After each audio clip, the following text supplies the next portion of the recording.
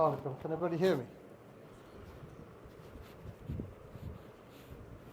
Okay, brothers, we gathered here today for our Ghusl course. I mean, most of you may know how Ghusl is performed. Some of you, it's probably new to some people as well. But basically what we're going to be talking about is how the Ghusl is done. Normally, because of time constraints, normally we go through the whole process of when someone passes away, what you do, what you don't do, everything. But if we look at timing, if we do have time, we'll go over some of the points. But today, inshallah, what we're talking about is basically a ghusl, how the ghusl is performed for your loved one. Now, obviously, the person will probably come from the hospital, or they probably passed away at home. Now, obviously, once you guys, the family members, normally it's the family members that do perform the ghusl, the close family members, or friends as well. Sometimes you'll come across a case where the person has nobody and the community get together as well. So first, as soon as you start the ghusl, first thing what we normally say to people is basically gloves. We normally give an apron, and if you want to wear a mask, it's entirely up to you. You basically cover yourself, so you're basically ready to do the ghusl. Normally you need about 4 or 5 people. Sometimes you get quite a few people just want to watch and learn as well, which is no problem.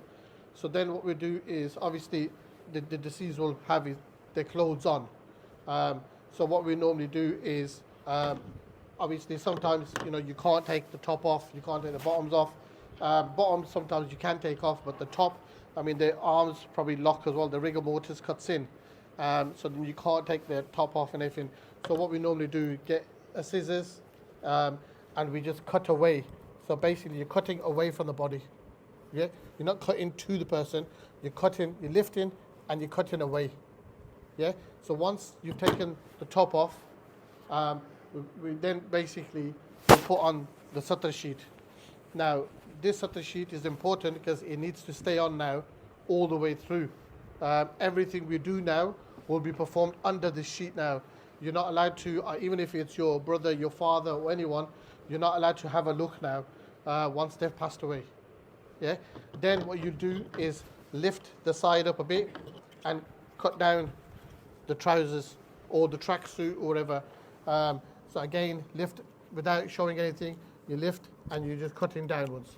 So once you've taken all the clothing off and everything, you can basically lift the deceased up this way, pull whatever's underneath, lift this way again, and pull out everything. So once they're basically fully naked and they've got the sattar sheet on, the first thing that you need to do is obviously perform the wudu on. So what we do is, the first thing you're going to do is an istinja.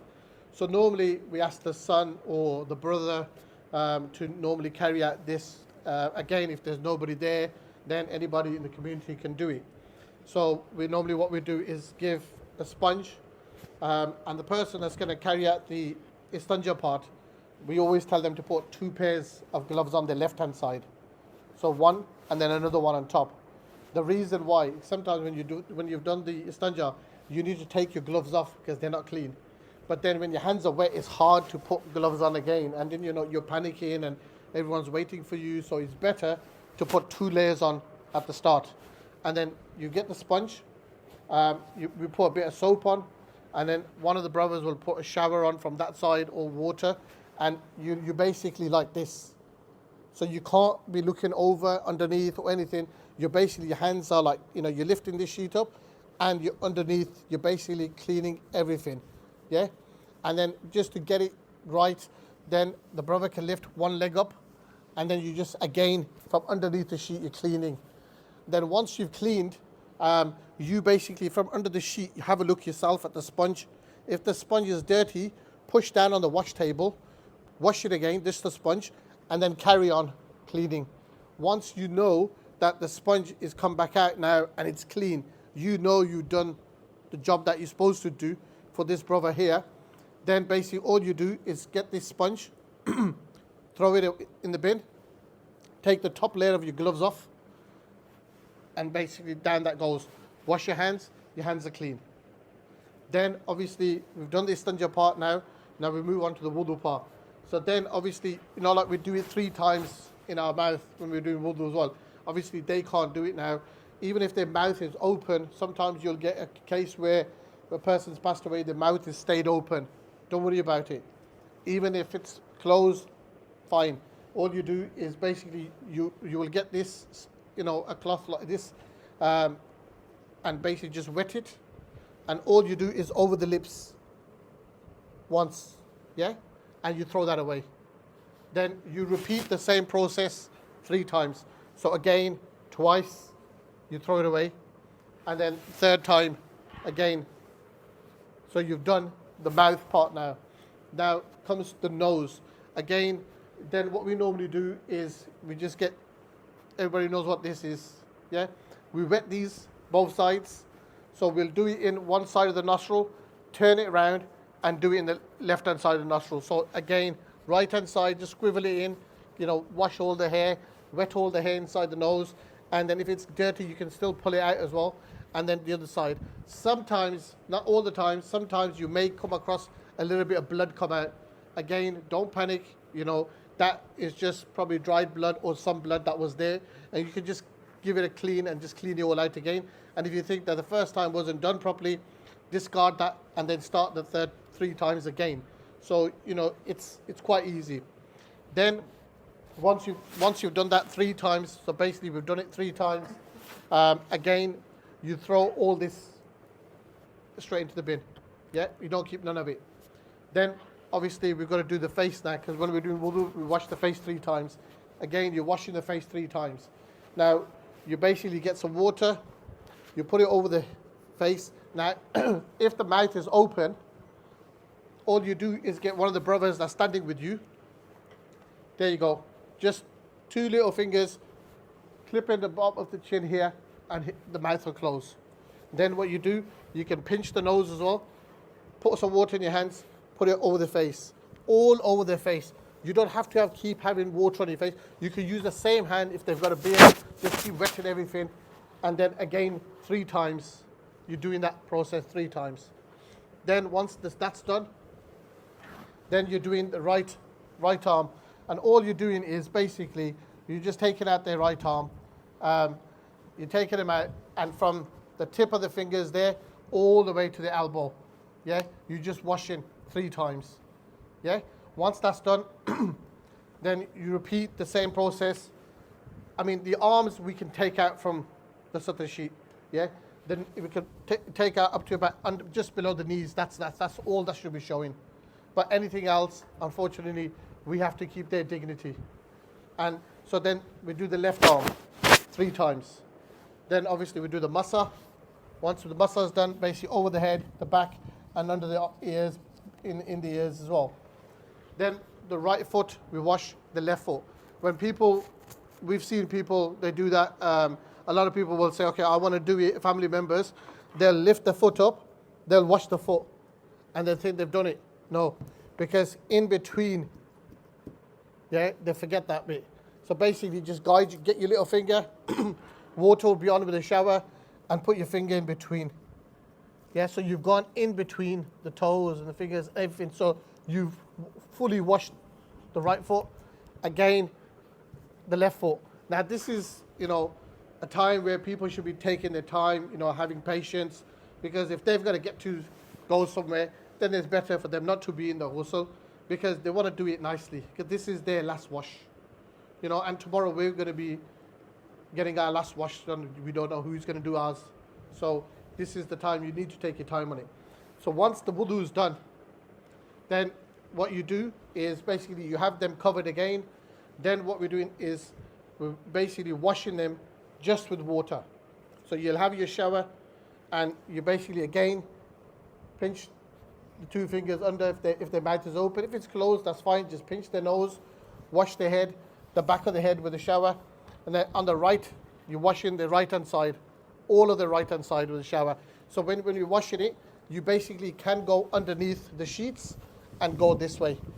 Yeah, but the sheet cannot come off. So you're going underneath the sheet. Yeah, and normally you get 1 or 2 people holding the sheet. So you're going underneath the sheet. So you've done the right-hand side. Then what you do is you lift the seas. And if there's 2-3 brothers standing there, we normally ask them to just look up so they can't see the bottom end. And the brother that's going to be washing, all he's got is a shower hand there, and he's got his hand, and he's going up and down his back, the bottom as well, everything. And when it comes, he shouldn't be looking as well. So he's just looking up and he's just washing with his hands, just following the water. So he's done the right. So we've done the right hand side. Then we're doing the left, the whole of the left hand side. We wash the whole left.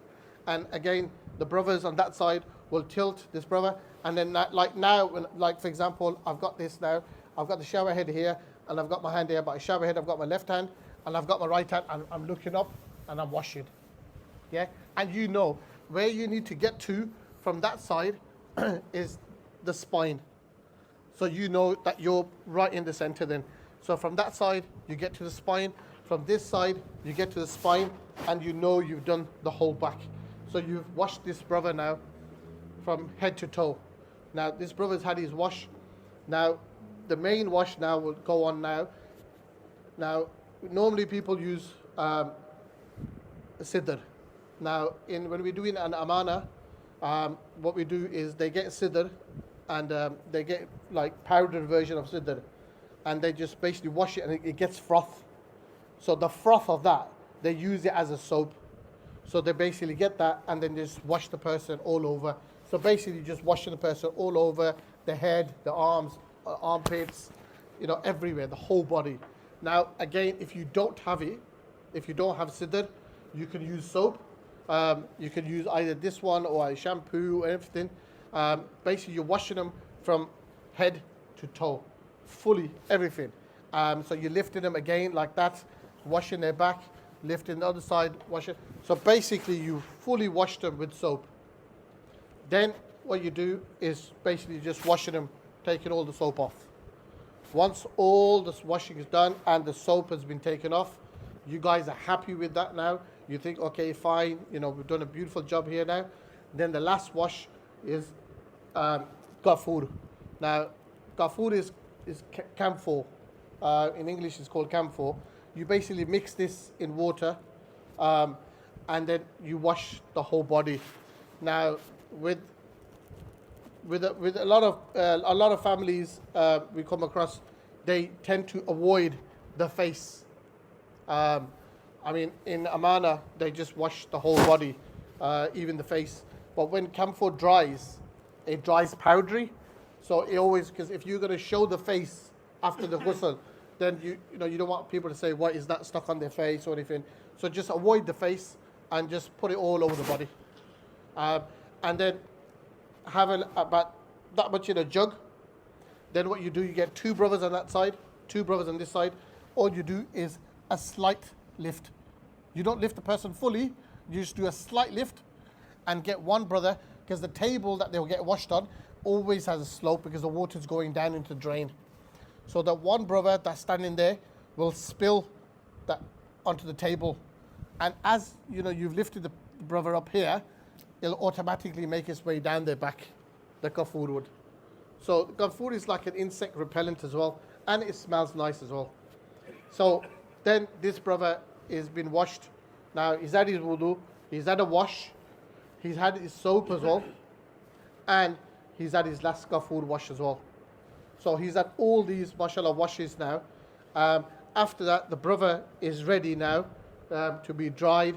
So what we normally do is we will get a towel and we will place it over the face like this. And then what you do is just pat dry. One thing that you must never do is sometimes, I mean, you know, the water will always stay here in these bits here, because obviously they're lying down. So whatever you do, do not with your fingers like this, push down. Because as soon as you push down on a person who's passed away, their eyeballs will fuse. They'll get sucked in. So what you do is slowly just pat dry. And if there is water there, you basically leave it, don't worry about it. So then once you've dried them, again, you know, you can dry them down all this as well. And then if the water is still there and you think, I don't want that water there, just use one of these. And all you do is basically just curl it in, curl it out, and the water's gone. But whatever you do, do not push the towel into the eyeball, because the eyeballs will definitely fuse. Once that's done, then Nibs, can we get you here as well? Once that's done, remember that this cloth now is wet because we've been washing them and the water's been getting on that. So what we'll do is we will hold that there and then we will pull that one out. So this cloth now is dry as well. So this cloth will also dry their body with them as well.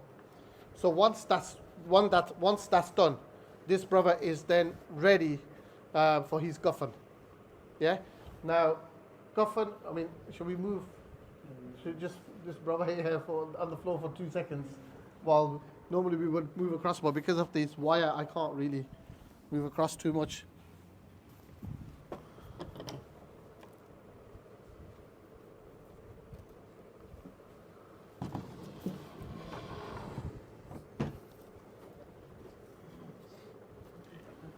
So for a man, just remember this now.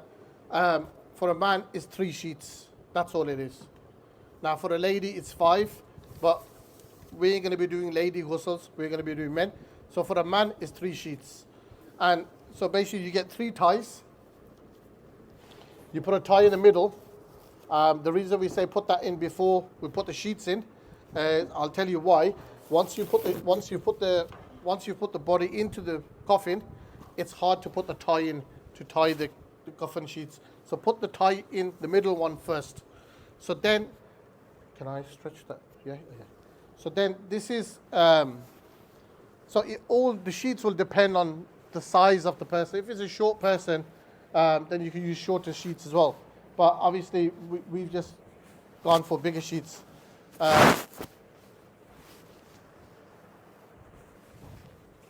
So basically, this is the first sheet. You put it on.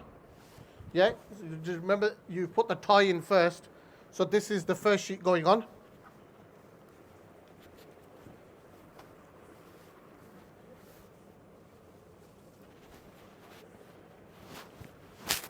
This is the second sheet going on. Can everybody see this? Is it?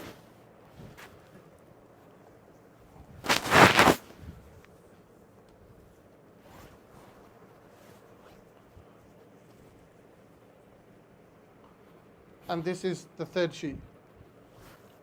Now, I know I'll probably get shot now for saying this now, but sometimes people use gummies as well. Now, it all depends on, where your family comes from. But sometimes, in certain places, they use this middle one as a gummies as well. Now, gummies will come with a cut, and when you have one side folded over. When you put the deceased in, you put the cloth over, one side over, and it turns into like a gummies. Now, but obviously, we've been told to stick to the 3 sheets here. So it's the 3 sheets here. So once the 3 sheets are on, yeah, then you know that the deceased is just there. Yeah. So the deceased is there. Now our job is then to bring them and put them into here. Now, obviously, we would need, obviously, if it's a heavier person, if it's a light person, if it's like a brother like this here, he's not heavy at all. So we could get a few of the people just holding him, walking and putting him into the coffin. Now, we don't want to make them do too much walking, so we normally take the coffin to the end of the table, pick them up, and basically move. Or we put the coffin on the side, pick up, and move across. Yeah. But if it's a heavy person, then what we do is we will get these ties. Sorry, Ned, I have to use you, mate. So we would basically put a tie across here, and basically tie it. Yeah. So all it is just gives us that lift. Yeah. And then remember always the heaviest part of any person is from the head to the waist. Yeah. Then we will put another tie in around here, and when you're putting these ties on, always remember the arms are locked inside the tie, because when a person passes away, the arms are floppy. So the arms are locked inside. So you're going to about here. So you're doing it there, and then another tie by the feet. By the feet side, you just need one person that can lift that. Majority of the people, the lifters will be at the front. So, and then when you're lifting the person now, you got the two brothers there. So say, for example, this brother's light. So they've gone underneath now. And then as soon as they lift now, if they lift, what's going to happen? The head's going to rock backwards and it's going to drop. Yeah? So then we need one brother here. Yeah? When we pick up, one brother is under the head. So even if you haven't got enough people, just wait for someone to come. But don't risk this person, because tomorrow it's going to be you, and you don't want someone to be doing that to you as well. So even if the brother's light, you can always have one hand there, one hand underneath. But it's good to have 3 or 4 people. So you walk, and then you're basically walking. As you're walking, you put the brother in, yeah? And then once you put them in, normally, if it's a heavy person, we'll take down everything with them. So the sheets will go down with them, yeah? And then, if you see now, should we just tilt the coffin? If I show you now, can everybody see that, is it? Yeah? Huh? Can you see that now? Yeah? So that person's gone down now with the sheets. So now our job now is still not finished yet, because we still need to complete our task here. Then obviously we're going to be wrapping the sheets on the person. Now, is it left to right now we're going for? Huh? Left to right, yeah. Because some brothers do right to left, but some brothers do left to right. And left to right is the easy one to use. The reason why we say that is when we're reading Salah, if you forget tomorrow when you're in a ghusl course and you think, oh God, I've got to this bit, the brother told me but he confused me, just remember, just go Allahu Akbar, left arm first, right arm. That's how the coffin gets wrapped. So left to right. So then, remember, you've got 3 sheets now. Yeah? You've got 1, 2, and 3. So the first sheet goes over the body. So you've gone over, so you crossed it all over them. And then it's come over. Now, remember we had a grey sheet there, a satar sheet. So once you brought the other sheet across, you take that out. And you've covered the person as well. So the person's had their dignity covered all the way through. Yeah? So then again, left. And then again, right. And then left.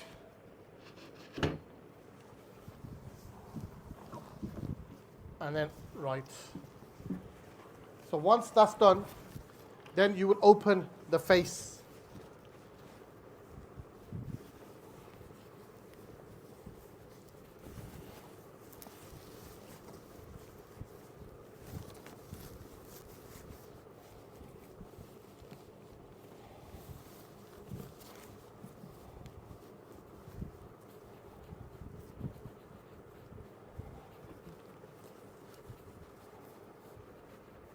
So once you've opened the face, you get this tie. So remember we put this in beforehand because it's harder to put it in afterwards.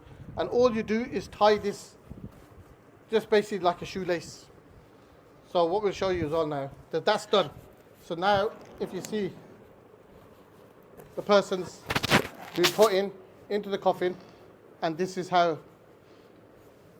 the actual mayyit will then look when people come to see them as well. Now, then after that, if they had any aftershave that they liked in their time, or sorry, aftershave, it's attar, you can put attar onto the coffin as well, just to, for the smell as well. So once all that's done, the attar's been done, everything's done, basically they're ready for, for the viewing and then janazah and then burial. Then once you take them for the burial, you basically should cover the face as well then. So cover the face, yeah? And tilt the face to the right.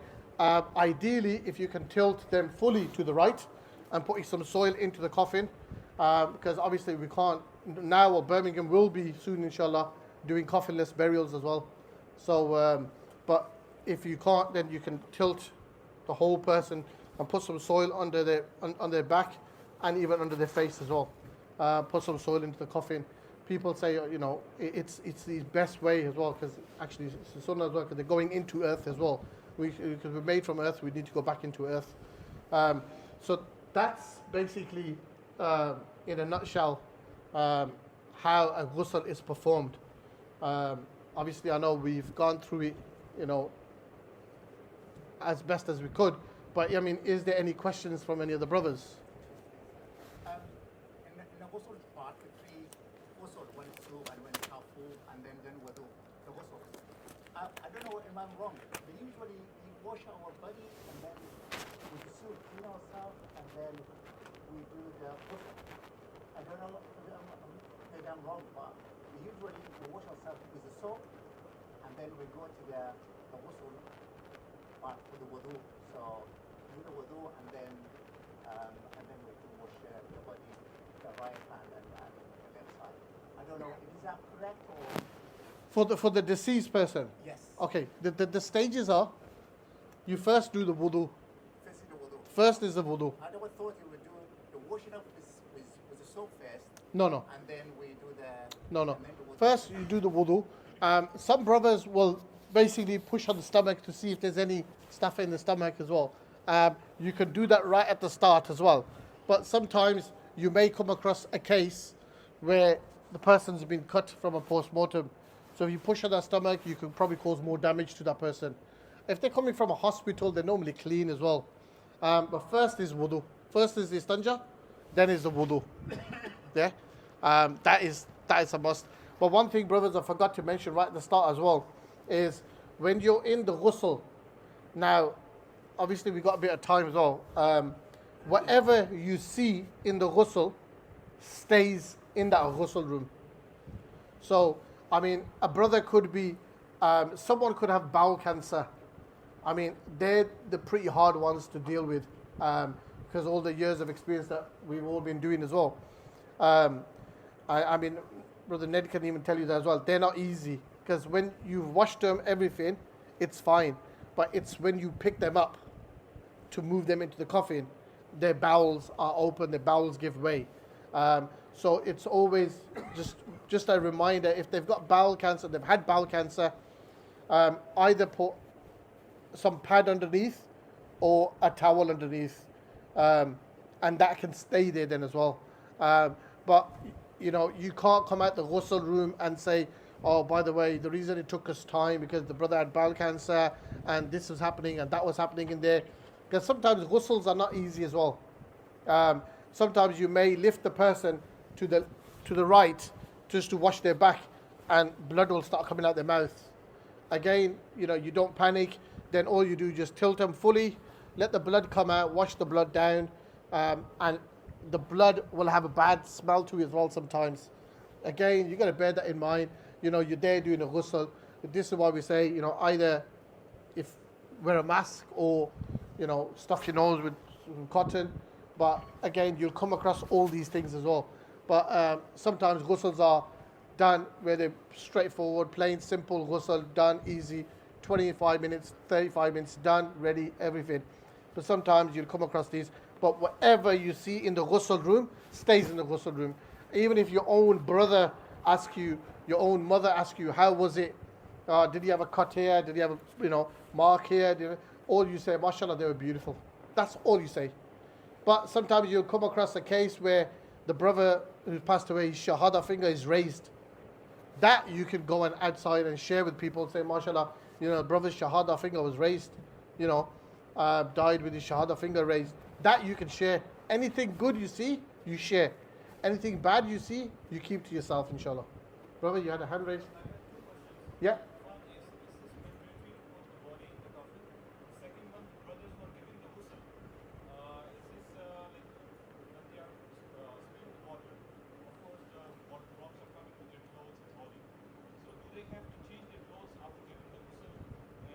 So sorry, your first question was? No. The thing is, brother, because in Birmingham, we can't bury without a coffin. So we have to use a coffin. Now, in some other cities, even in Warsaw, they can do burials without a coffin.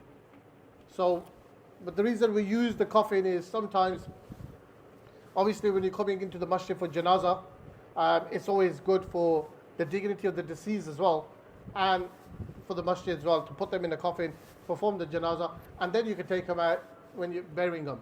And your second question was, you get water on yourself. This is why we say right at the start as well, basically have an apron on, have gloves on, have masks.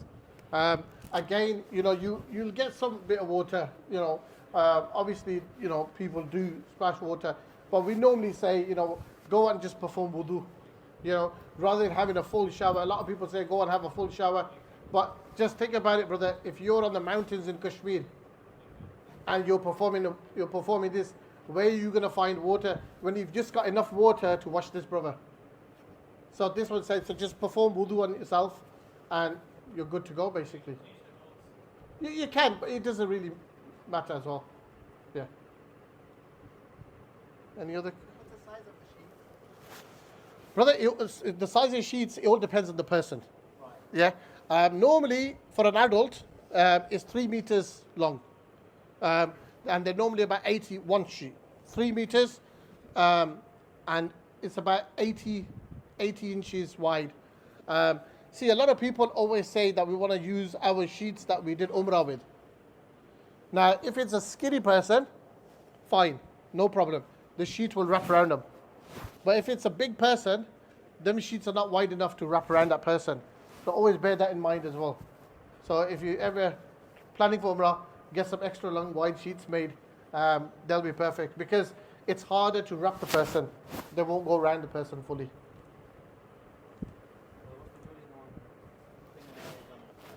You can't cut nothing. Once, this is why we always say to people, if your loved one is on palliative care, now palliative care is when they send you home from the hospital, and they say that your loved one is not going to make it, prepare them for it, basically. Cut their nails, trim their beard, do their hair, everything, armpits, everything, even, basically the pubic hair, everything. Just do it all then. Because once they've passed away, you're not allowed to cut their nails or anything then. So you basically just leave them as they are. And another important thing as well, brothers, is when we've come across so many cases, and Brother Ned, even Brother Yusuf is in the back as well, he can vouch for it as well. Your loved one is in hospital now, and they've been sent home. But they've got cancer, and they've been sent home. Before they went into hospital, the community nurse was coming out to see them. So now 2 days, 3 days gone by, and they've passed away.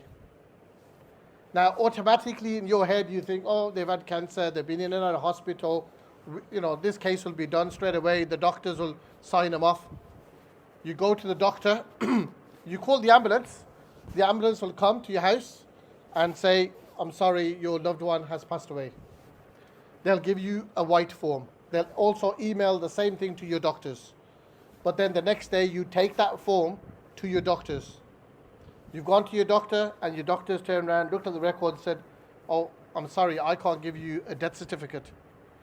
Automatically, tensions start rising, people start fighting, arguing with the doctor, everything. The law of the land is the doctor has to see your loved one within 28 days. Because the community nurse has been coming out, you automatically think it's the doctor can sign it. No, they can't. So if your loved one is sick, very ill at home, and you know they're not going to make it, make an appointment with your doctor. Get them to come out. If they can't come out, they will do a telephone call. And that's still as good as them seeing the person. So then that covers the ruling of 28 days, and they can sign the death certificate. If they don't, by law they don't, then they will then send the case to the coroners, and then the coroners will look at everything, and it could take 2 days, it could take 3 days, and then right at the end the coroner will say to the doctor, okay, fine, we've looked at everything, they were ill, they were going to pass away, sign the death certificate. But what's happened? 3 days delay. You've got all your family sitting, waiting for this janazah, you got your relatives from out of town have come and gone, and people are thinking, and Birmingham, to be honest with you, is probably the worst. I mean, I got Aftab, who used to work for the council, who can vouch on it as well. Birmingham is the worst. I mean, Yorkshire is, mashallah, much better. We can even do burials at night. Birmingham, we have a cut-off time. Saturday is 3 o'clock, Sunday is 3 o'clock. Bradford, you can go up to about 10, 11 o'clock. I mean, I've been there when they've done with a mobile phone lights and they've done burials. So this is what you got to bear in mind as well. So whatever happens, if your loved one is ill, make sure you get your own family GP to see them within 28 days. Otherwise, you'll be seriously stuck for 2-3 days. Any other questions?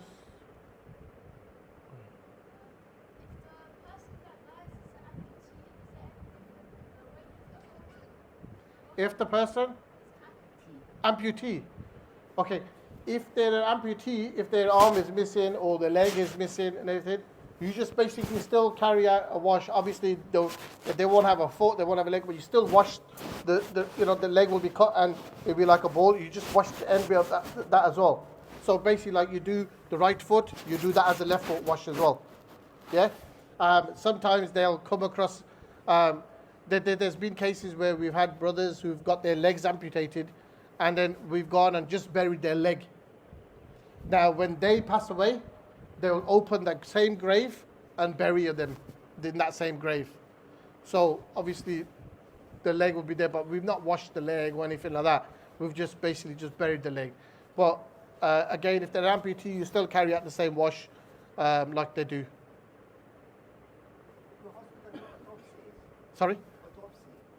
Do they do autopsies? Yeah, they'll only, brother, with the autopsy now, if your loved one has died sudden death at home, a lot of people will then say, oh, obviously you need to know, everybody needs to know why this person passed away. The doctors can't sign it off because they were fit and healthy. The doctor can't say, oh, they died of a heart attack because they don't know. So the coroner will pick up the case. The doctor will refer the case to the coroners. The coroner will then say, okay, we need to see this person. Now, if they're in our funeral care, they will call us and say, look, we're coming to collect him, or can you bring this person to us? We normally take them, or they come to us. Then the coroner will say, look, we need to do a post-mortem. But we have a scan option available in Birmingham. So first of all, you would say to the coroner, no, we want to have a scan done. The coroner will probably turn around and say, oh, but we won't be able to find out the cause of death. But how can you not go through the option first and save your loved one from being cut open? Then they will say to you, oh, there'll be a 2 days delay. You'd rather have that delay. There's not a 2-day delay, but they say that. Because they know as Muslims, you want it done quickly. So just say, no, it's okay, we're willing to wait. Then they will say, okay, fine. They will do the scan. Now, we had a case where a sister had died at home, a sudden death. The family was saying she was fit and healthy. The coroner saying we want to do a post-mortem. And the family wanted a scan. Now, in the scan, it came out that she had a brain hemorrhage. So that was picked up in a scan. Heart attack gets picked up in a scan. But before they do the scan, they do a blood test as well, that if this person wasn't poisoned. So they will do that anyway. So if, I'm saying, they don't come out, it doesn't come out, then they will carry out a post-mortem. Now the post-mortem that our Birmingham coroner carries out is from here to about here, just above your belly button. They cut and they open and then they find out the cause of death. Sometimes they've done the scan, no cause. They've done a post-mortem, still no cause. Then they're stuck. So what they do is they open an inquest. They close the inquest. They'll give you the paperwork, and then in 4 weeks' time, or 6 weeks' time, or 2 months' time, they will call you and say, "Look, unfortunately, we can't pinpoint what it was, so we'll just have to put it down as a natural death." And they put that down on 27-year-olds. My own nephew was put down as natural death when he was 27. So, these things can happen because they just have to put something down on a piece of paper to issue the death certificate, why this person passed away and how their person passed away.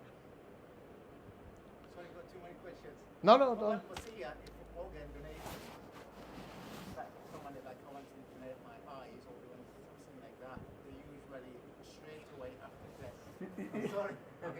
Maybe not relative. Yeah? You know, again, that's entirely up to families, you see, organ donations. But again, there's fatwas against it and there's for it as well.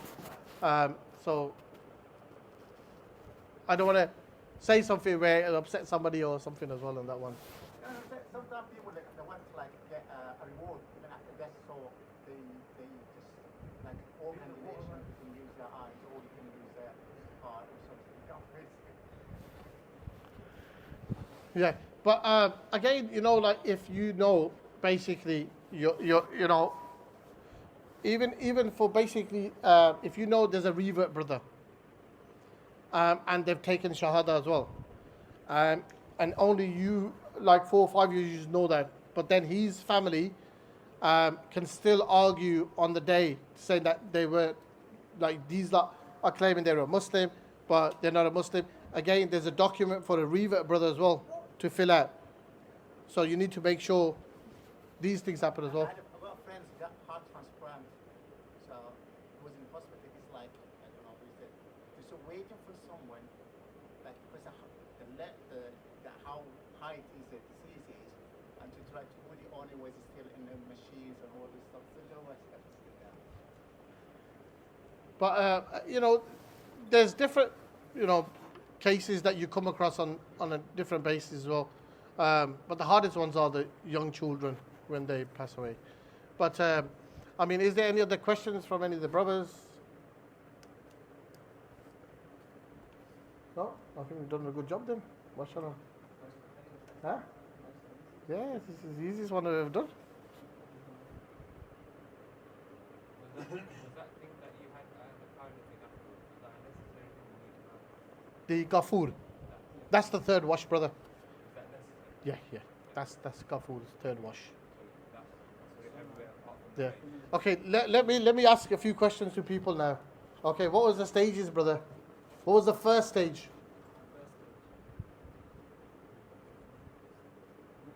Yes. What was the second stage? The wudu was the first stage.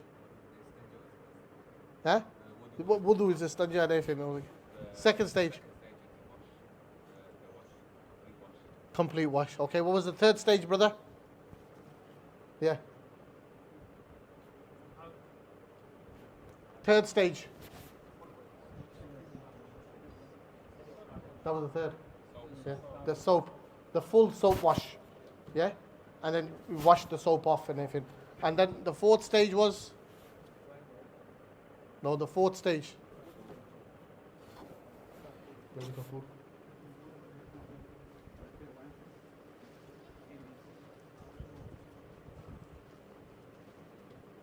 Fourth stage, camphor, yeah? That was the fourth wash, yeah? Then after that, wash them down, dry them, yeah? Then we do the coffin. Now, brother, how many sheets? 3 sheets, yeah? Can't ask you, man, so what are you looking at? Brother, 3 sheets, yeah? And how are the sheets wrapped? Yeah. Yeah. There's 3 sheets. How are they wrapped? बंद किस तरह कर सो?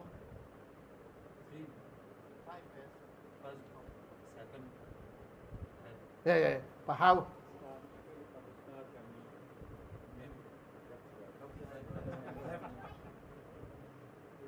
Yeah. Okay, you young man. Yeah. How are they wrapped? The sheets? Huh? Left to right. Okay.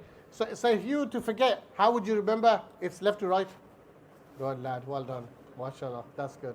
And then after you've done that, then you can put some attar on. But brothers, you know, now that you've learned this, always, you know, try to get into a ghusl, you know, until you haven't done one. You know, now that you know the basics of it, you know, try to get into a ghusl. You know, a family member passes away, just put your name forward and say, look, I want to come and help and wash. You know, once you've done one, seriously, then you're okay, you're sailing. And, you know, sometimes, you know, we get cases where we have nobody, a brother's passed away in a care home and they have no family member, you know, then Brother Yusa, Nibs, Ned, all of us, we get together, we wash this person, you know. But always, you know, trying to get in to a family one, trying to get it done, and it's so much easier, inshallah. And the reward's there as well, brother.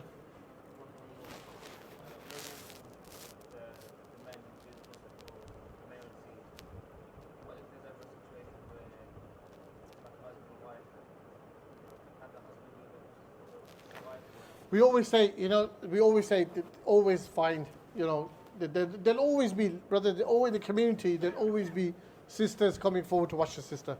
And now I guarantee you, if I was standing here now, and I said, brothers, by the way, tomorrow I have a ghusl, and even if you haven't done a ghusl, and I said, brothers, I need help, I've got to wash a deceased who's got no family, I guarantee you, every single one of you will write your name down to help out. You know, I'll say to you guys, I'll help you, I'll guide you, I need people. I guarantee you everybody will write their name down. Because everybody knows that the reward is there. That's not answering his question. He's asked this question. No, I know. A husband washing a wife and a wife washing a husband. No, we say always, you know, you'll always get somebody. Yeah? But what if you're in a different country? You know, I mean, that's from the perspective of, let's say, this not to now and you're done. But if you're in a different country where, you know, it's not as easy to find people. Yeah, but then basically, I would say, I don't know what the Islamic ruling is, because I have heard that the husband can wash his wife, and the wife can wash the husband if there's no one there. Now, again, you can get that checked with the scholars as well, but that's the rulings we were given. And again, I don't know if it's going to be a different ruling, but I was told that if there's nobody there, then, but they say first, always look out for people before you do it yourself. At the COVID time, how That's what it is, isn't it? Yeah. Is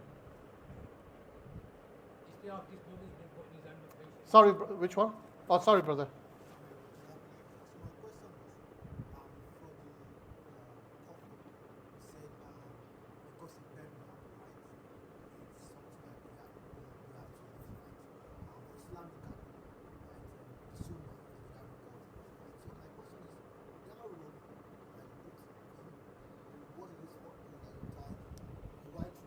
Yeah.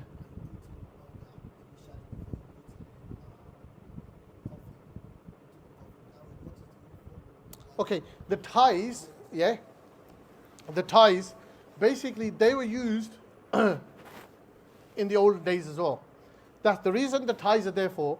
Now, when we do in Amana, yeah, we don't use ties. We just wrap the coffin, the coffin really tight around the deceased. The reason the ties are there for is back in the days when they used to lower the deceased into the ground. It used to be ladies as well. Yeah? So they didn't want the coffin to open. So the ties used to keep the coffin tight. That's all the ties are there for, brother. There is no Islamic ruling on whether to have them or not. So if you don't want to, you don't have to have it. But if you want to, you can.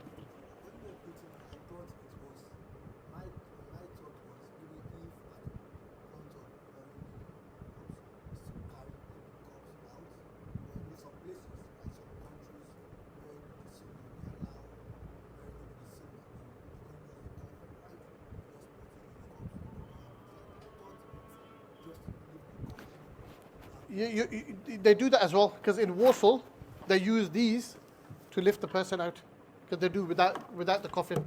They don't use the coffin. But inshallah in Birmingham soon, we will have coffinless burials as well. So then we can basically use the coffin to bring the person into the masjid to perform the janazah, and then use the coffin to take the person to the graveyard, and then take them out the coffin and bury them without the coffin, inshallah. No problem, brother. How about COVID during the COVID? Is it different also? COVID, one people died? Brother, you know, in COVID, I mean, there was no ghusl. But our funeral service was actually washing the same way. But even in COVID, we always say, even if now, that's a good question actually, because if somebody, forget COVID now, if someone has an airborne disease, yeah, and they died with an airborne disease. You go to the hospital and they say, oh, they've got airborne disease, be careful, don't open the body bag, this, that, and everything. Basically, the way we treat it is, okay, it's infectious, you can get infected. We will tell everybody who's doing the ghusl, okay, they have an airborne disease. Yeah, all we do is basically we all put masks on. We put masks on. The room we will perform the ghusl in, we have the window open a bit, so getting some fresh air coming in. And we also, if they had an airborne disease, we also put a mask on the deceased. Where you can catch something from, they say you can't, but you still can because there's still air in their lungs and in their back passage. So we try not moving them too much, where we don't disturb them too much in the stomach, and we don't try to move their face too much where we don't get that oxygen coming out their lungs. So we put a mask on them, and that's it, yeah. But apart from that, they will scare you by saying, oh, this will happen to you, that will happen to you. Alhamdulillah, Yusuf was there washing, Brother Nibs was there. We were all washing in ghusl. We were all doing ghusls in COVID time, and alhamdulillah, we're all here.